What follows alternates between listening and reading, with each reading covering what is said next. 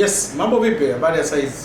Nizungumzie kuhusiana na issue ya tezi dume ambapo sasa wanaume imefika stage, yani imekuwa issue kubwa sana kwa wazee wangu, lakini pia sasa hata lika ambalo hatukulitegemea.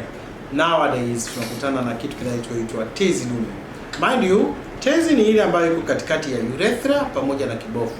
Na this thing inatokea once the testosterone level is too high, inapoenda kutrigger the prostate specific antigen, ya kwamba ile kitu inapofika sasa, sperms zinakuwa produced much but they cannot be emptied, zinaenda kutrigger ile enlargement of the tezi. Ile tezi sasa ikikuwa ina complex ule mrija usiweze kupitisha mkojo vizuri, lakini pia uweze kusababisha tena retention of the urine ndani.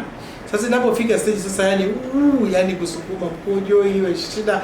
Imefika stage sasa watu mpaka dribbling ya mkojo imefika stage sasa, yani ina ile retention, kwamba mkojo unabaki mwingi ndani, unakojoa lakini bado unasikia mkojo unataka kutoka.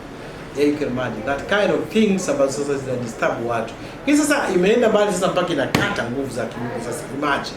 Sasa sisi tumekuja na njia ambayo tutaziyeyusha zile tezi bila kutumia operation kabisa, na tukatumia dawa ambazo zimetengenezwa kwa mboga na matunda, na tukamaliza hii changamoto yako. Nikutakia wakati mzuri. Nitafute wewe mwenye changamoto hii kwa namba ambazo ziweka hapo chini na nitakusaidia. Asante sana. Mimi naitwa Dr. Manuel na usiku mwema.